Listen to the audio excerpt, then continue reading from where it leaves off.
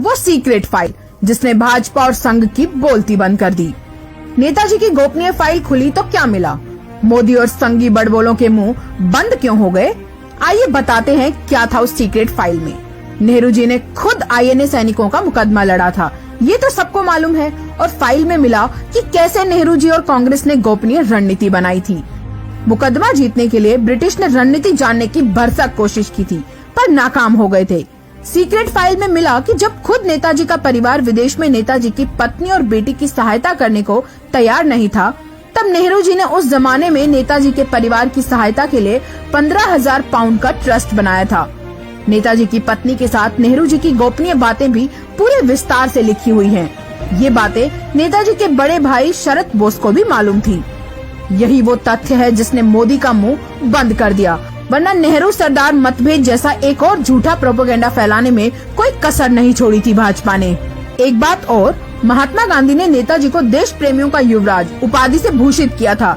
पराक्रम दिवस मनाना नेताजी का अपमान है। नेताजी, आप जहां भी हैं, एक बार वापस लौटिए। ये भारत आपका है और हम सब आपकी संतानें हैं। बोस को पूछते हो तो गोडसे को त्यागो, वरना भाजपाइयों बंगाल से भागो। मैं जिन्ना और सावरकर को अंग्रेजों वाली जोड़ तोड़ की रणनीति को छोड़ने की विनती करता हूँ, क्योंकि आज अंग्रेज हैं लेकिन कल नहीं होंगे। अंग्रेजों के खिलाफ लड़ने वाले प्रत्येक व्यक्ति, संगठन, समूह को आजाद भारत में कल सम्मानित किया जाएगा। ब्रितानी जाति की भूमिका निभाने वालों को कल भारत में जगह नहीं मिलेगी। ये शब्द नेताजी सुभाष चंद्र बोस के भाषण का हिस्सा थे। सुभाष बाबू को जिन्ना, सावरकर और गोडसे की विचारधारा से घृणा थी। आज भाजपाई और संघी नेताजी का जन्मदिन मनाने का नाटक करेंगे, पर याद रखिए, नेताजी ने सावरकर और जिन्ना दोनों को ब्रिटिश का एजेंट बोला था। सरल भाषा में कहें तो दलाल बोला था। और आज ब्रिटिश के दलालों के नाजायज वंशज गोडसे के पुजारी संघी भाजपाई नेताजी के आदर्शों पर चलने का ड्रामा करेंगे। बेशर्म संघियों, शर्म करो। बोस को मानते हो तो गोडसे की पूजा बंद करो। टॉयलेट एक धर्म युद्ध कथा। मोदी जी से पूछा जाता है, आपने देश के लिए क्या किया? तो उनका जवाब होता है, भारत को टॉयलेट दिए। लेकिन क्या ये सच है? देखिए, भाजपा के गुंडे स्वच्छ भारत यानी मोदी के टॉयलेट के साथ क्या कर रहे हैं। महिलाओं के लिए बनाए गए टॉयलेट को तोड़ा जा रहा है और इसे धर्म युद्ध बताया जा रहा है। जरा इस वीडियो को देखें।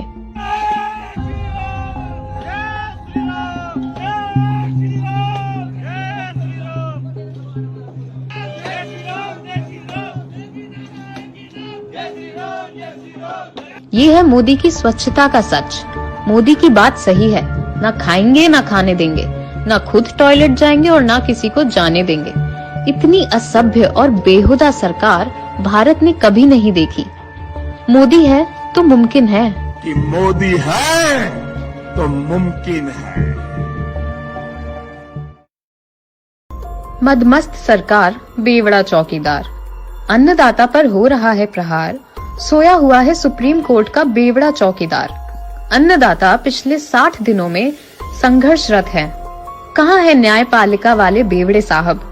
मोदी सरकार हर संस्थान को झुका रही है, देश की संस्थाओं की शक्ति को छीनकर शक्तिहीन बना रही है। नहीं तो वह भी कोई समय था जब प्रधानमंत्री को जज ने गिरफ्तारी का हुक्म सुना दिया था।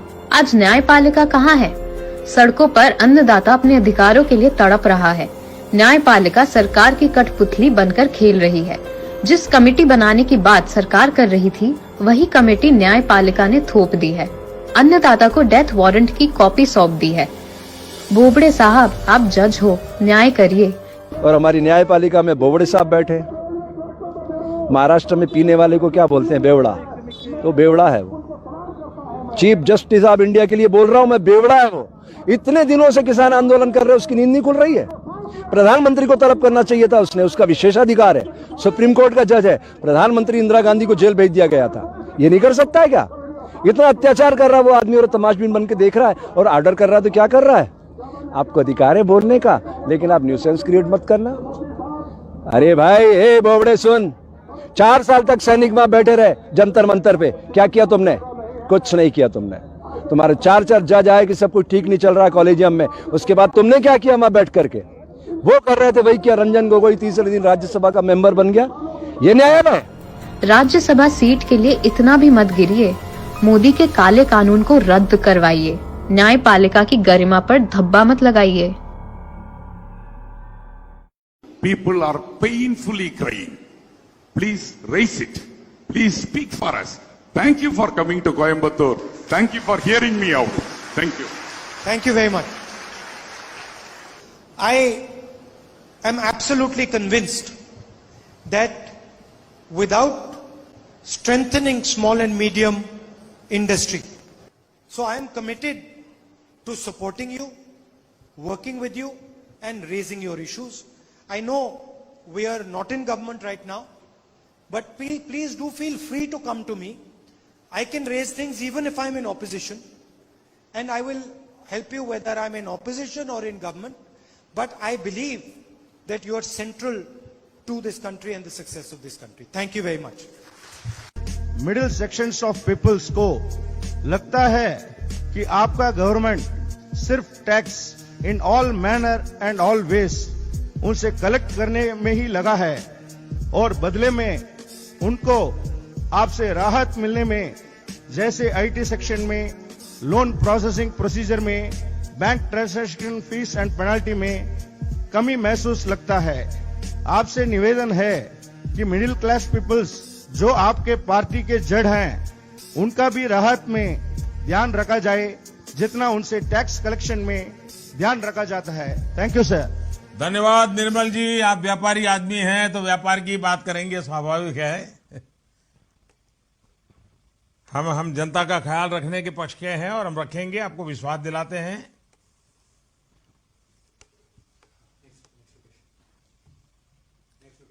चलिए, पुडुचेरी को वणक्कम। वो सीक्रेट फाइल जिसने भाजपा और संघ की बोलती बंद कर दी। नेताजी की गोपनीय फाइल खुली तो क्या मिला? मोदी और संघी बड़बोलों के मुंह बंद क्यों हो गए? आइए बताते हैं क्या था उस सीक्रेट फाइल में। नेहरू जी ने खुद आईएनए सैनिकों का मुकदमा लड़ा था, ये तो सबको मालूम है। और फाइल में मिला कि कैसे नेहरू जी और कांग्रेस ने गोपनीय रणनीति बनाई थी। मुकदमा जीतने के लिए ब्रिटिश ने रणनीति जानने की भरसक कोशिश की थी, पर नाकाम हो गए थे। सीक्रेट फाइल में मिला कि जब खुद नेताजी का परिवार विदेश में नेताजी की पत्नी और बेटी की सहायता करने को तैयार नहीं था, तब नेहरू जी ने उस जमाने में नेताजी के परिवार की सहायता के लिए 15,000 पाउंड का ट्रस्ट बनाया था। नेताजी की पत्नी के साथ नेहरू जी की गोपनीय बातें भी पूरे विस्तार से लिखी हुई हैं। ये बातें नेताजी के बड़े भाई शरद बोस को भी मालूम थी। यही वो तथ्य है जिसने मोदी का मुंह बंद कर दिया, वरना नेहरू सरदार मतभेद जैसा एक और झूठा प्रोपेगेंडा फैलाने में कोई कसर नहीं छोड़ी थी भाजपा ने। एक बात और, महात्मा गांधी ने नेताजी को देश प्रेमियों का युवराज उपाधि से भूषित किया था। पराक्रम दिवस मनाना नेताजी का अपमान है। नेताजी, आप जहां भी हैं, एक बार वापस लौटिए। ये भारत आपका है और हम सब आपकी संतानें हैं। बोस को पूछते हो तो गोडसे को त्यागो, वरना भाजपाइयों बंगाल से भागो। मैं जिन्ना और सावरकर को अंग्रेजों वाली जोड़ तोड़ की रणनीति को छोड़ने की विनती करता हूँ, क्योंकि आज अंग्रेज हैं लेकिन कल नहीं होंगे। अंग्रेजों के खिलाफ लड़ने वाले प्रत्येक व्यक्ति, संगठन, समूह को आजाद भारत में कल सम्मानित किया जाएगा। ब्रितानी जाति की भूमिका निभाने वालों को कल भारत में जगह नहीं मिलेगी। ये शब्द नेताजी सुभाष चंद्र बोस के भाषण का हिस्सा थे। सुभाष बाबू को जिन्ना, सावरकर और गोडसे की विचारधारा से घृणा थी। आज भाजपाई और संघी नेताजी का जन्मदिन मनाने का नाटक करेंगे, पर याद रखिए, नेताजी ने सावरकर और जिन्ना दोनों को ब्रिटिश का एजेंट बोला था। सरल भाषा में कहें तो दलाल बोला था। और आज ब्रिटिश के दलालों के नाजायज वंशज गोडसे के पुजारी संघी भाजपाई नेताजी के आदर्शों पर चलने का ड्रामा करेंगे। बेशर्म संघियों, शर्म करो। बोस को मानते हो तो गोडसे की पूजा बंद करो। टॉयलेट एक धर्म युद्ध कथा। मोदी जी से पूछा जाता है, आपने देश के लिए क्या किया? तो उनका जवाब होता है, भारत को टॉयलेट दिए। लेकिन क्या ये सच है? देखिए, भाजपा के गुंडे स्वच्छ भारत यानी मोदी के टॉयलेट के साथ क्या कर रहे हैं। महिलाओं के लिए बनाए गए टॉयलेट को तोड़ा जा रहा है और इसे धर्म युद्ध बताया जा रहा है। जरा इस वीडियो को देखें।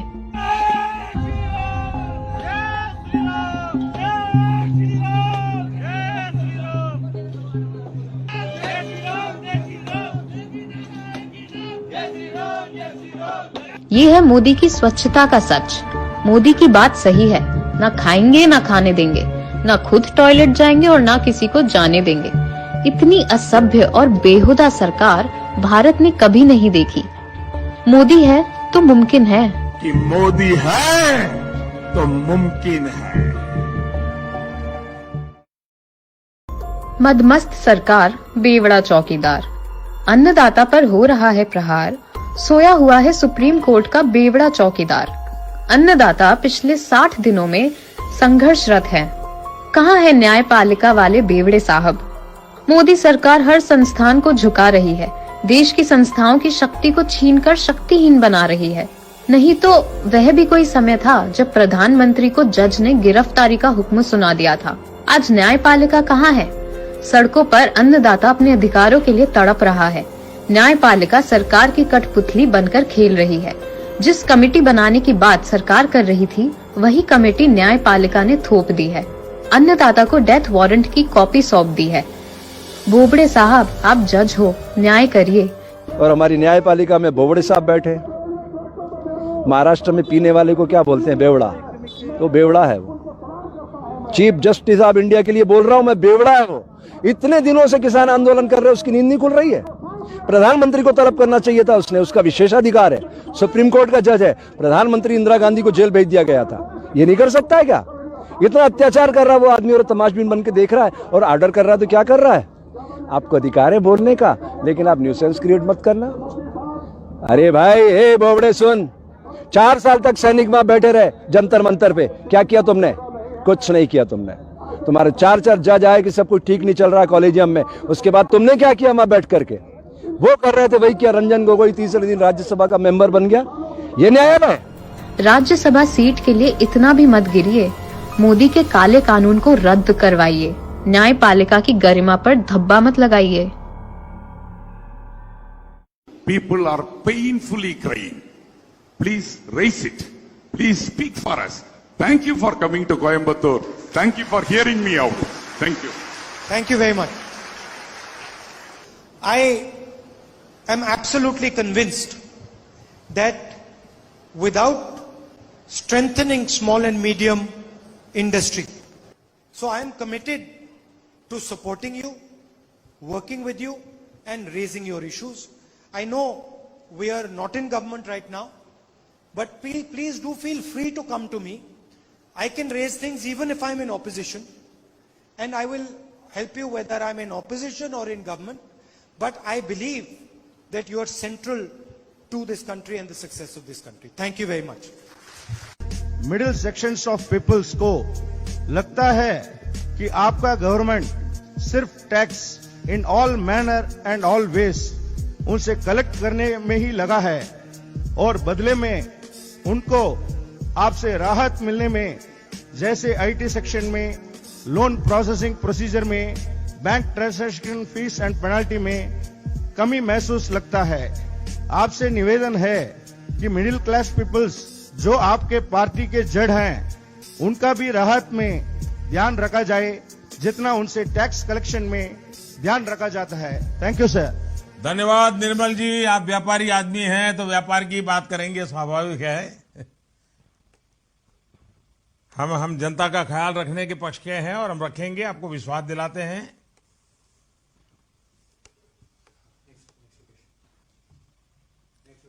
चलिए, पुडुचेरी को वणक्कम।